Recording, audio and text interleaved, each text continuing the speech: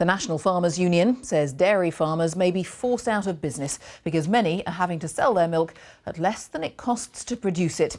They've already spoken to some of the other leading supermarkets. Our correspondent Andrew Plant is at the meeting in Solihull. Andrew. Yeah, you can see the talks are still going on here, Jane, just finishing their meeting inside. The gist is that all dairy farmers in the UK have a lot of costs, of course. They've got to feed their cows, pay their staff, maintain their farms before they ever produce a litre of milk. But what they've been saying over the past few weeks is that they may as well not have bothered, because after they've sold all their milk, well, their bank balances are actually lower than before they've started. Today then, representatives of farming unions have been meeting with one supermarket, Morrisons, here today.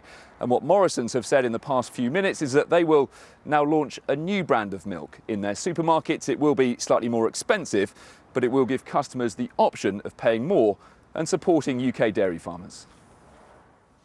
An age-old industry of taking their milk to market. But for many dairy farmers, these are the toughest economic conditions for decades.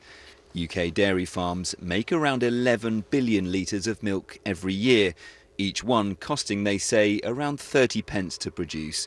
But now many say they're making a loss on every litre. We cannot carry on like this. We need money in the industry, and we need it in days and weeks, not months and formulas and all sorts of crazy ideas. We need money. And if we don't get money into the supply chain before the winter, there is an awful lot of dairy farmers right across the country are going to be in very, very serious trouble. Farmers are calling it a crisis, receiving 23% less per litre than this time last year, and the price we pay for 4 pints has also fallen, down 7%. Over the past few weeks, farmers have made the headlines by taking milk off supermarket shelves and giving it away, and even walking their dairy cows down supermarket aisles. A worldwide overproduction means competition has pushed down prices. A lethargic Chinese economy and Russian import bans on foreign foods have also affected the market, meaning many smaller UK suppliers simply can't compete. When you get high prices, farmers produce more. When they produce more, the prices go down, and then some suffer.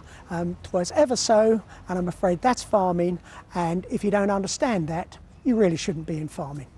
Some supermarkets already pay farmers the cost of production and a bit more. Today, farming groups have urged Morrisons to do the same. Last year, the number of dairy farms in the UK fell below 10,000, with more than 400 closing in the past 12 months, unable to compete in a global business where only the most efficient survive. A lot of people, though, have really questioned the very idea that farmers should be paid what it costs them to produce the milk. They say this is a global market where farms need to be efficient. They say some farms who can't cope with the competition will go out of business, therefore less milk will be produced and the price of milk will go back up. And after that happens, it will be the very fittest, the strongest farms that have survived. Jane. All right, Andrew, thanks for now. Andrew Plant.